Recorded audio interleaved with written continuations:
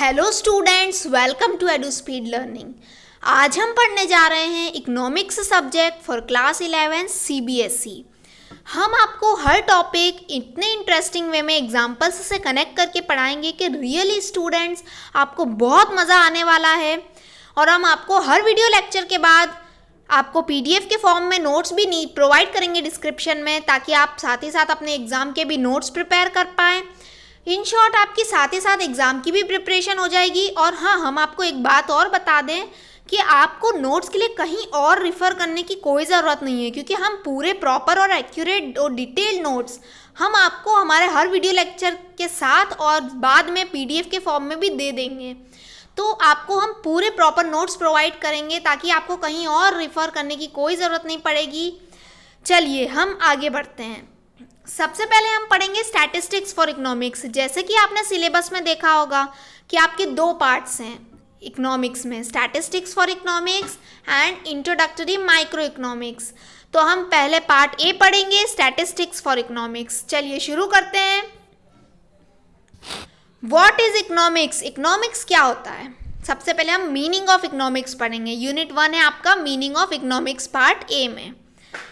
Economics is a social science concerned with production, distribution and consumption of goods and services. It studies how individuals, businesses, governments and nations make choices about how to allocate resources.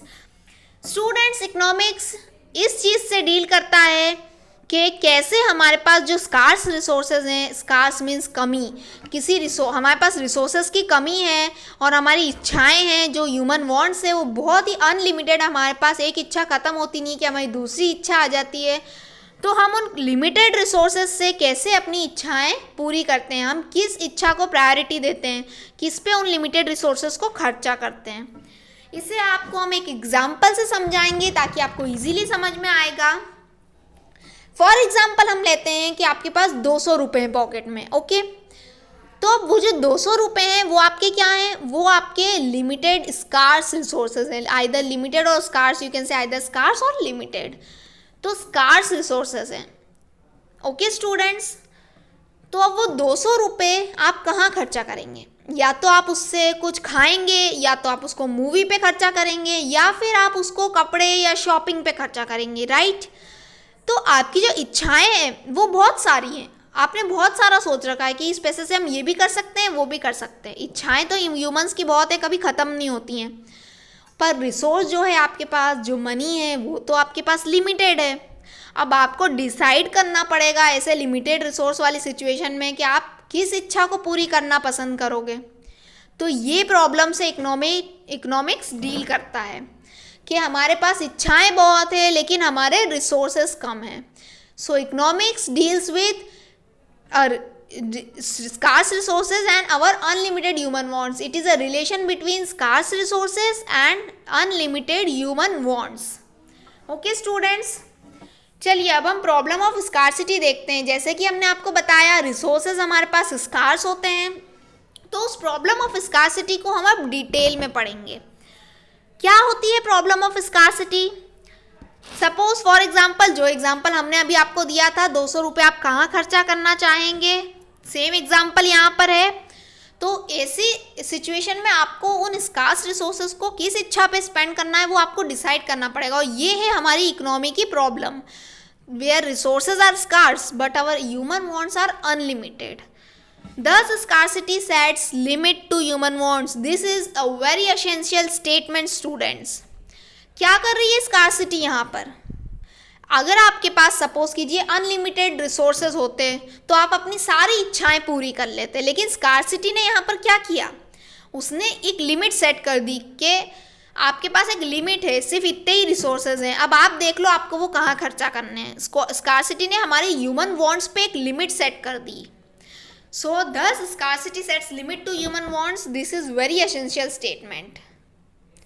आगे बढ़ते हैं, हम और examples देखते हैं। यहाँ पर और एग्जाम्पल्स हैं, जैसे सपोज गवर्नमेंट को चूज़ करना है। गवर्नमेंट के पास एक बजट है, एक ईयर के लिए गवर्नमेंट के पास बजट है।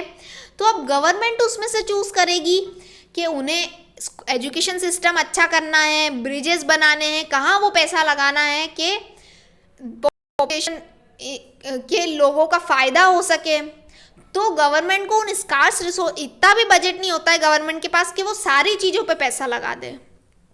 उनको भी स्कार्स रिसोर्सेज, लिमिटेड रिसोर्सेज में से चूज़ करना पड़ता है कि वो कहाँ अपना पैसा लगाएं, ताकि कहाँ सबसे ज़्यादा ज़रूरत है उस पैसे की, किस सेक्टर में सबसे ज़्यादा ज़रूरत है। सो हर किसी के पास, एक फैमिली के पास भी प्रॉब्लम है स्कार्सिटी की। अब ऑफ कोर्स फैमिली के पास या तो उनको एक नया घर खरीदना है या एक नई कार खरीदनी है, उनके पास जितने पैसे हैं उससे वो सब कुछ तो नहीं कर सकते। ओके स्टूडेंट्स, अब हर कोई तो अंबानी जैसा अमीर नहीं है ना, तो हमको ये डिसाइड करना पड़ता है, फैमिलीज़ को भी डिसाइड करना पड़ता है कि आप कहाँ पैसा स्पेंड करेंगे, क्या आप पिकनिक पे पैसा स्पेंड करेंगे या फिर आप उसको एक घर खरीदने में स्पेंड करेंगे या फिर एक आप नई कार खरीदने में स्पेंड करेंगे। तो ये सब आपको डिसाइड करना पड़ेगा। तो फैमिली के पास भी ये स्कार्सिटी की प्रॉब्लम है, हर कोई स्कार्सिटी की प्रॉब्लम से डील कर रहा है। इवन अगर आप रिच लोगों को भी लेंगे, सपोज फॉर एग्जांपल अंबानी या फिल्म स्टार्स, ऐसा नहीं है कि वो अपनी सारी इच्छाएं पूरी कर लेते हैं, उनको भी कभी कभी कुछ अपनी इच्छाएं पूरी नहीं हो पाती हैं, उनके पास भी स्कार्स रिसोर्सेज कभी कभी होते हैं। सो स्टूडेंट्स, हर कोई स्कार्स रिसोर्सेज की प्रॉब्लम से डील करता है कहीं ना कहीं। किसी के पास टाइम की कमी है, टाइम भी एक रिसोर्स है हमारा। ओके, अमीर लोगों के पास टाइम की कमी है, टाइम की कमी तो वैसे सबके पास होती है, तो टाइम की कमी हो सकती है, मनी की कमी हो सकती है, कोई से भी रिसोर्स की कमी है इंसान के पास, किसी ना किसी रिसोर्स की। हर कोई स्कार्सिटी की प्रॉब्लम में फंसा हुआ है। सो स्टूडेंट्स, अब हम पढ़ते हैं आगे एग्जाम्पल्स। दूसरे क्या एग्जाम्पल्स हो सकते हैं स्कार्सिटी के? वाटर स्कार्सिटी, पानी की कमी होना, सूख जाना। तो अब पानी की कमी होती है, जैसे गर्मियों में होती है, तो आप कैसे पानी को बिल्कुल रह रहकर इस्तेमाल करते हैं, बिल्कुल कम इस्तेमाल करते हैं, तो वो आपकी पानी की स्कार्सिटी हो गई। फिर लेबर की शॉर्टेज, कोरोना का एग्जाम्पल ले लीजिए, डॉक्टर नर्सेस की कमी हो रही, स्टाफ की कमी हो रही है, ये लेबर की शॉर्टेजेस है। फिर health care shortages, health care shortages में आपका आएगा बेड है, बेड की कमी, ऑक्सीजन सिलेंडर की कमी। तो ये हेल्थ केयर शॉर्टेजेस में आ गया, ऑक्सीजन सिलेंडर्स हैं, बेड हैं, पर किस पेशेंट को ज़्यादा ज़रूरत है उसको देना है, किसको नहीं देना है, तो हमारे पास स्कार्सिटी की प्रॉब्लम है। So economics deals with this problem of scarcity where our human wants are unlimited but the resources are scarce. चलिए आगे देखते हैं डेफिनेशन ऑफ इकोनॉमिक्स। स्टूडेंट्स, हम आपको बता दें कि आपको एग्ज़ाम में अगर गुड मार्क्स स्कोर करने हैं तो आपको डेफिनेशन एक या दो ऑथर की तो लिख कर आनी ही चाहिए, और हम आपके लिए बिल्कुल सिंपल डेफिनेशंस लेकर आए हैं। सबसे पहली डेफिनेशन है, आपको बहुत इजीली याद हो जाएंगी ये डेफिनेशन, बिल्कुल भी स्ट्रेस लेने की ज़रूरत नहीं है। सबसे पहली डेफिनेशन है लायनल रॉबिन्स की, economics is the science which studies human behaviour as a relationship between ends and scarce means which have alternative uses. इसमें वो कहना चाह रहे हैं कि इकोनॉमिक्स ह्यूमन बिहेवियर को स्टडी करता है। कैसे स्टडी करता है? वो ह्यूमन बिहेवियर को एक रिलेशन के फॉर्म में स्टडी करता है। किस किस के बीच में रिलेशन? स्कार्स रिसोर्सेज, जो कि हमारे पास कमी है रिसोर्सेज की, और उन रिसोर्सेज के बहुत यूजेस हो सकते हैं। जैसे कि मैंने आपको बताया था 200 रुपये हैं आपके पास, अब आप उसको 1000 तरीके से स्पेंड कर सकते हो। सो वो रिसोर्स तो लिमिटेड है, स्कार्स है, बट उसके यूजेस बहुत सारे हो सकते हैं। तो इसके बीच में, और एंड्स से वो क्या कहना चाह रहा है? एंड्स मीन्स आपकी unlimited human wants, never ending. तो उन ह्यूमन वांट्स के और स्कार्स रिसोर्सेज के बीच में एक स्टडी है। तो ये बहुत इजी डेफिनेशन है, बहुत ही सिंपल डेफिनेशन है। अब सेकंड डेफिनेशन पे हम आते हैं रिचार्ड लिप्सी की। Economics is the study of use of scarce resources to satisfy human wants, unlimited human wants. तो वो क्या कहना चाह रहे हैं कि इकोनॉमिक्स स्टडी है यूज़ ऑफ स्कार्स रिसोर्सेज की, कि किस तरह हम स्कार्स रिसोर्सेज को यूज़ कर सकते हैं हमारी अनलिमिटेड इच्छाओं को पूरा करने के लिए। तो ये बहुत ही सिंपल डेफिनेशंस हैं स्टूडेंट्स।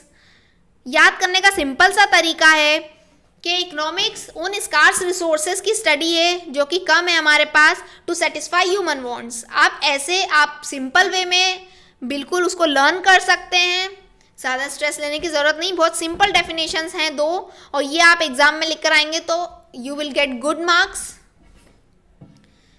चलिए अब हम आगे आते हैं स्टैटिस्टिक्स पे। स्टैटिस्टिक्स क्या होता है?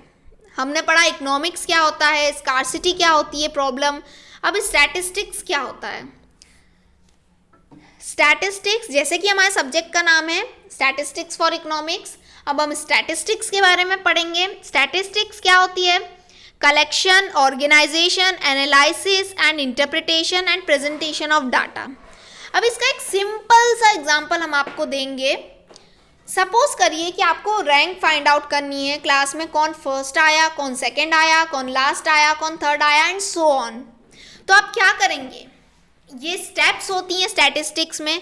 पहले आप डाटा को कलेक्ट करोगे, बहुत इजीली आपको ये स्टेप्स याद हो जाएंगी।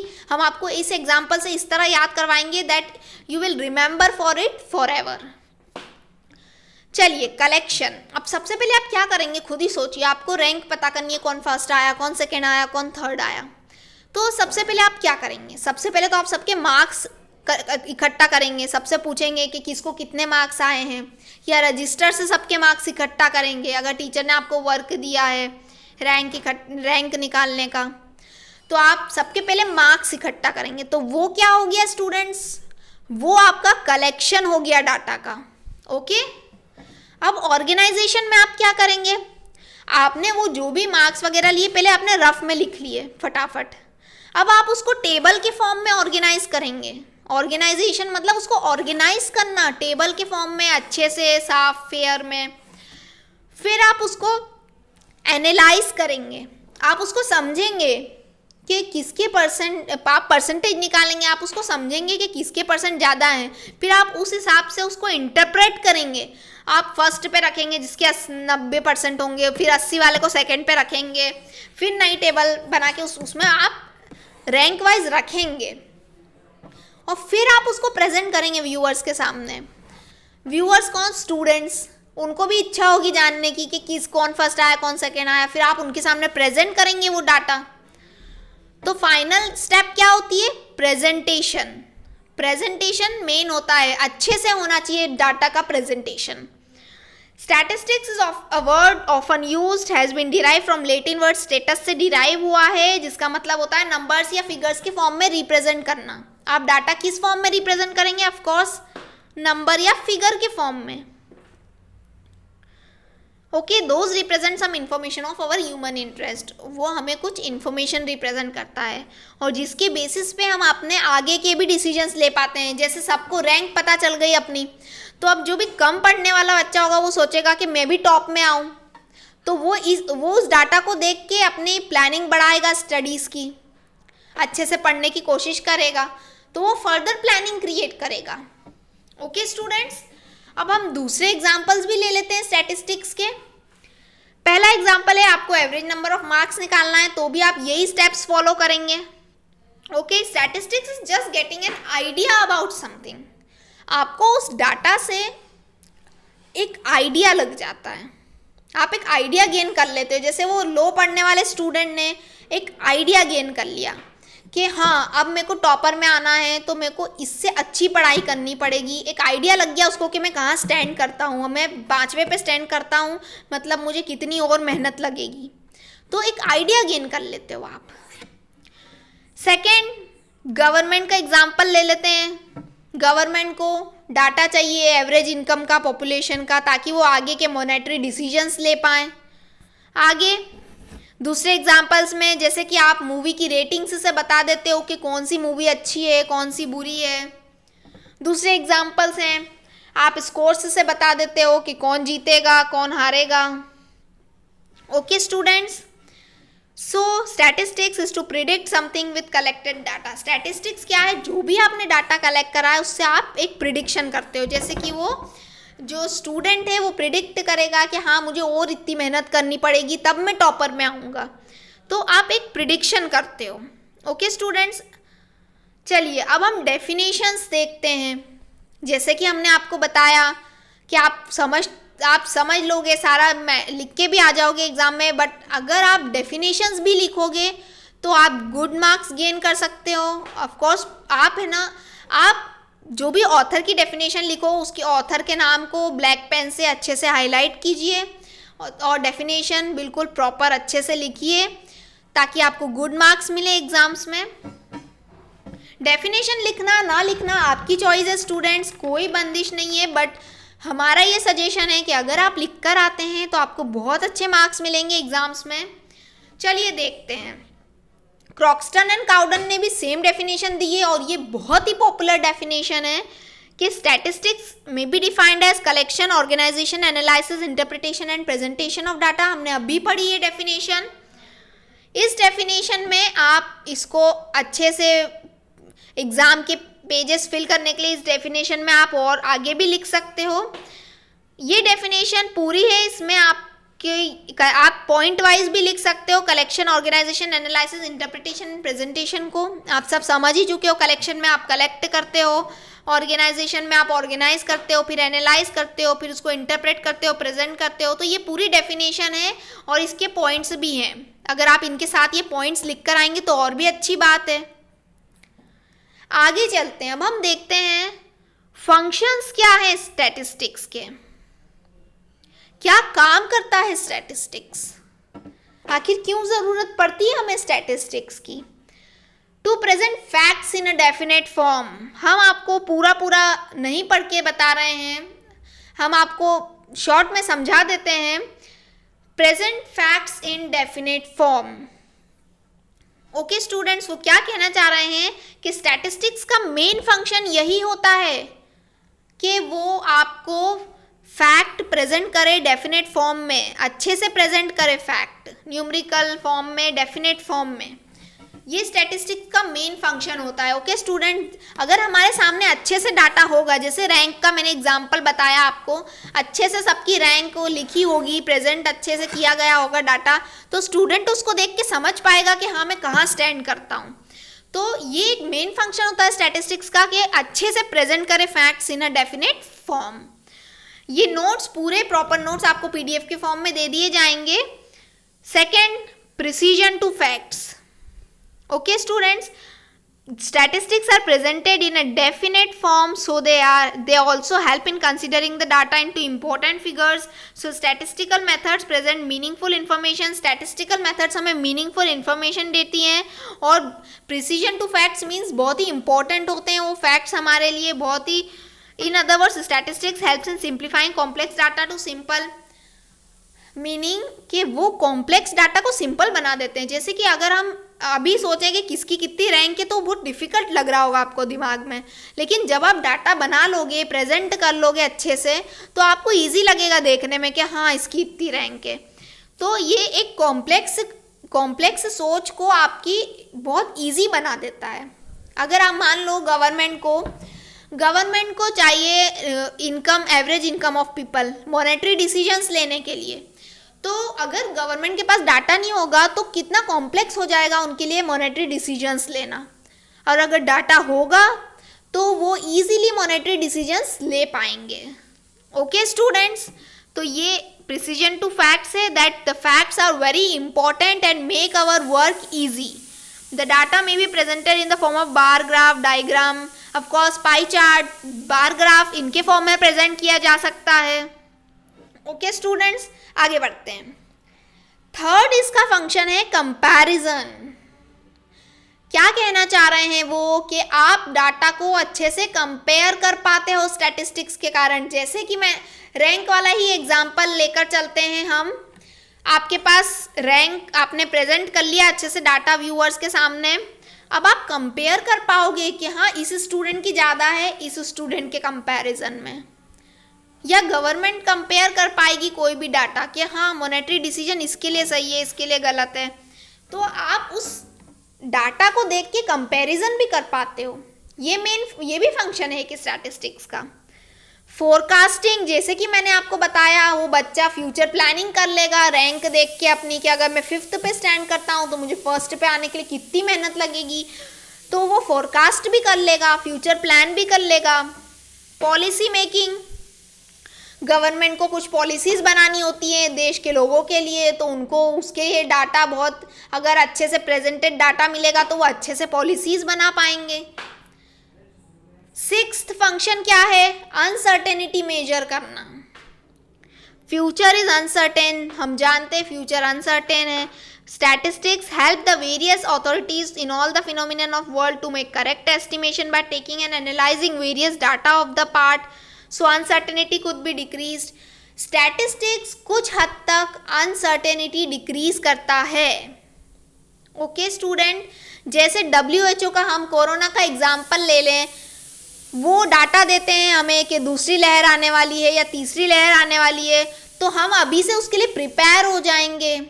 तो ये डाटा हमारी अनसर्टेनिटी को कुछ हद तक तो कम करेगा। तो ये भी एक फंक्शन होता है स्टैटिस्टिक्स का कि वो अनसर्टेनिटी को मेजर करने में हेल्प करते हैं।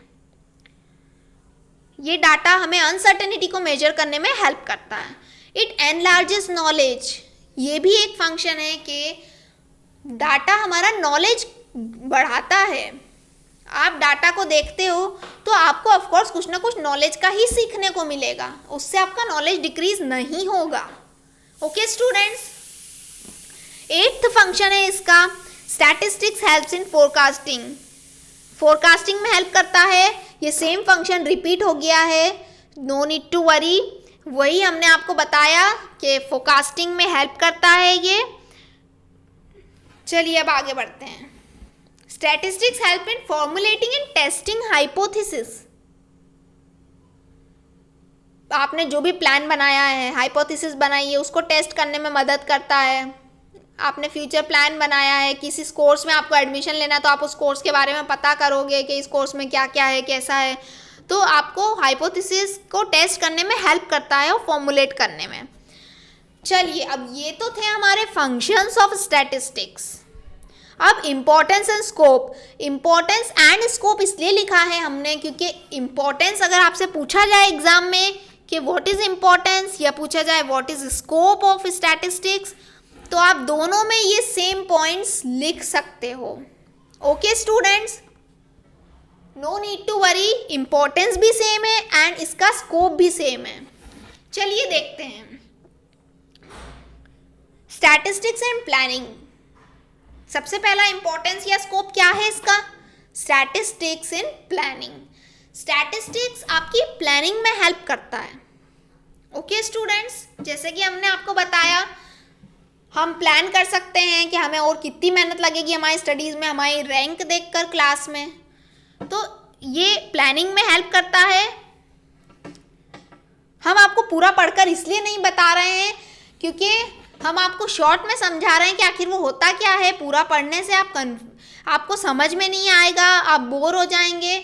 ये नोट्स आपको जब प्रॉपर PDF के फॉर्म में दे दिए जाएंगे तब आप उनको एक बार रीड आउट कीजिएगा, और हम आपको कंसेप्ट्स बिल्कुल क्लैरिटी से समझा रहे हैं इन शॉर्ट में। स्टैटिस्टिक्स मैथमेटिक्स में क्या रोल प्ले करता है? Do you know statistics also plays a role in mathematics. ये इसका सेकेंड इंपॉर्टेंस या स्कोप है। Statistics is an essential part of mathematics. It is entirely depending on mathematics. Of course, ये पूरा डिपेंड करता है मैथमेटिक्स पे। आप डाटा किस फॉर्म में प्रेजेंट करते हो? आप डाटा न्यूमरिकल फिगर फॉर्म में प्रेजेंट करते हो। Suppose you want to calculate which is the favourite fruit of your city. कुछ भी आप डाटा निकालना चाहते हो तो आप वो काय में निकालोगे? नंबर्स में, ऑफ कोर्स फिगर के फॉर्म में निकालोगे। तो स्टैटिस्टिक्स तो पूरा ही मैथमेटिक्स पे डिपेंडेंट है। Then statistics in economics. Economics में क्या इंपॉर्टेंस या स्कोप है इसका? Whenever you are going to study statistics you would also learn statistics. 2 बार रिपीट हो गया है यहाँ पर। Statistics and economics are interrelated with each other. Don't worry, आपको PDF में बिल्कुल करेक्टेड फॉर्म में दिया जाएगा। Statistics and economics are interrelated with each other. It is impossible to separate them. Statistics और economics को separate करना बहुत ही impossible है. Development of advanced statistics has opened new ways to extensive use of economics. Of course statistics economics में help करता है। Economy में data की बहुत ज़रूरत पड़ती है, हर किसी को ज़रूरत पड़ती है, तो ये इकोनॉमी में हेल्प करता है स्टैटिस्टिक्स सबको डाटा प्रोवाइड करके। अब स्टैटिस्टिक्स इन सोशल साइंस में इसका क्या रोल है? Statistics are also useful in social science. Statistics, you may know, social phenomena are affected to a marked and extent factors multiplicity. In social science, the variation in observation from time to time, object to object, place to place. Statistics are also used to conduct social survey. आपको social सर्वे करना है, society का सर्वे करना है, तो आपको statistics की ज़रूरत पड़ेगी। आपको डेथ रेट निकालना है, आपको न्यू बेबीज बॉर्न रेट निकालना है, ग्रोथ रेट निकालना है, फर्टेलिटी रेट निकालना है, पॉपुलेशन ग्रोथ का रेट निकालना है, तो आपको स्टैटिस्टिक्स की ज़रूरत पड़ेगी। तो ये सोशल साइंस में भी हेल्प करता है। यहाँ एक चार्ट भी दिया गया है ईयरली ग्रोथ रेट का, आप देख सकते हैं। सो इस तरह ये सोशल साइंस में भी वर्क करता है। अब नेक्स्ट इम्पोर्टेंस या स्कोप स्टैटिस्टिक्स का कहाँ है? ट्रेड में। ट्रेडिंग में कैसे? Trade without statistics is pretty tough and can be overwhelming for traders. It helps traders to make wise decision in uncertain situation. Traders को help करता है कि वो कैसे uncertain situation में अपने decisions ले सकें। We know that business full of risk होता है, full of uncertainty होता है, कुछ भी हो सकता है business में। Okay students? तो graph define the international trade पर capital of selected countries. Business में कैसा टाइप का स्टैटिस्टिक्स चाहिए होता है ट्रेड में, कि इंटरनेशनल ट्रेड कितनी हो रही है, कहाँ कहाँ से हो रही है, तो उनको भी अपने बिजनेस की फोरकास्टिंग के लिए ये सब डाटा चाहिए होता है। So statistics also is important and plays a role in trade. Research work में तो मेनली इसकी ज़रूरत पड़ती है। साइंटिस्ट रिसर्च करते हैं, किस बेसिस पे रिसर्च करते हैं? ऑफ कोर्स वो डाटा के बेसिस पे, पास्ट रिकॉर्ड्स के बेसिस पे रिसर्च करते हैं। आज तक जितनी भी महामारियां आई उसके बेसिस पे उन्होंने कोरोना की भी रिसर्च करी है। ओके स्टूडेंट्स, तो ये रिसर्च में एक अहम रोल प्ले करता है।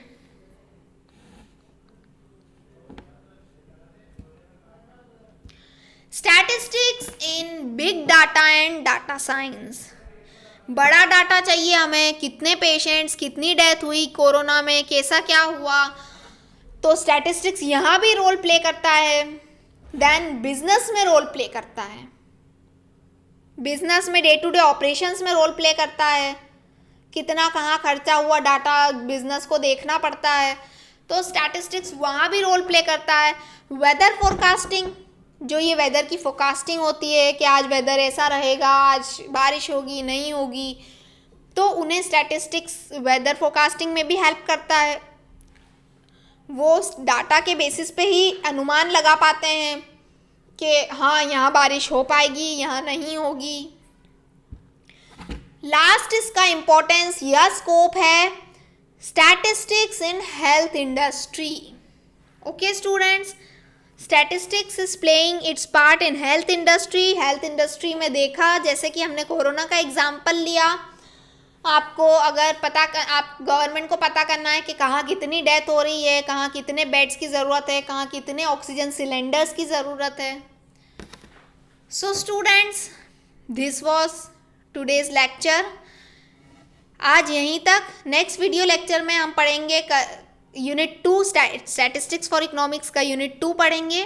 चलिए, टेक केयर एंड हम मिलते हैं नेक्स्ट वीडियो लेक्चर में। आपको इस वीडियो लेक्चर के नोट्स हम पीडीएफ के फॉर्म में डिस्क्रिप्शन में प्रोवाइड कर देंगे, आप वहाँ से डाउनलोड कर लीजिएगा। ओके स्टूडेंट्स, मिलते हैं हम नेक्स्ट वीडियो लेक्चर में।